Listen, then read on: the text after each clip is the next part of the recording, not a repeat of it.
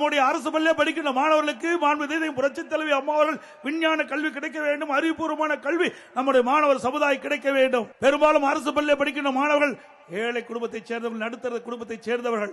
அவர்கள் 12,000 ரூபாய் செலவழித்து மடிக்கணினி வாங்க முடியாத சூழ்நிலையில் இருக்கின்ற அடித்தட்டிலே வாழ்கின்ற நம்முடைய குழந்தைகளுக்கு அறிவுபூர்வமான கல்வி கிடைக்க மடிக்கணினி திட்டத்தை கொண்டு வந்து தமிழகத்திலே 10 ஆண்டு காலத்தில் 52,35,000 மாணவ மாணவிகளுக்கு மடிக்கணினி கொடுத்து சாதனை படைத்த அரசாங்கம் சுமார் 7,300 கோடி ரூபாய் இதற்காக செலவழித்தோம். இந்த ஆட்சி பொறுப்பேற்ற பிறகு தொடர்ந்து வலியுறுத்தினோம். நீங்கள் அனைத்து இந்திய அண்ணா திராவிட முன்னேற்ற கழக ஆட்சியிலே கொண்டு வர திட்டம் என்ற ஒரே காரணத்திற்காக நம்முடைய மாணவருடைய திறமையான மாணவர்களை உருவாக்கக்கூடிய லேப்டாப் திட்டத்தை நிறுத்திவிட்டீர்கள். அதை தொடர்ந்து வழங்க வேண்டும் என்று சட்டமன்றத்தில் பிரதான எதிர்க்கட்சி என்ற முறையில் வலியுறுத்தினோம். பொது வழியிலே பேசினோம், ஊடகத்தின் வாயிலாக பத்திரிகையின் வாயிலாக தெரிவித்தோம். 4 ஆண்டு காலம் திரு ஸ்டாலின் அவர்கள் கண்டுகொள்ளவே இல்லை.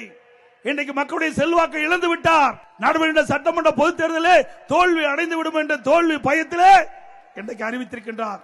கல்லூரியில் படிக்கின்ற மாணவர்களுக்கு லேப்டாப் கொடுப்பதாக அறிவித்து இன்றைய தினம் அவர் முதற்கட்டமாக அந்த திட்டத்தை அறிவித்து கொடுத்திருக்கின்றார் மாணவர்களுக்கு. நாங்கள் அந்த திட்டத்தை அதிமுக ஆட்சியிலே கொண்டு வரப்பட்ட திட்டம், அதை நாங்கள் வரவேற்கின்றோம். திரு ஸ்டாலின் அவர்களை இப்பொழுது ஏற்றுக்கொண்டு விட்டார். அனைத்து இந்திய அண்ணா திராவிட முன்னேற்ற கழக ஆட்சியிலே கொண்டு வரப்பட்ட திட்டம் சிறப்பான திட்டம் என்று இன்றைய முதலமைச்சர் ஏற்றுக்கொண்டு இன்றைக்கு அந்த திட்டத்தை துவக்கி வைத்திருக்கின்றார். சிந்திச்சு பாருங்க, 4 ஆண்டு காலமா கொடுத்திருந்தா மாணவர்கள் எவ்வளவோ பயன்பெற்றிருப்பாங்க.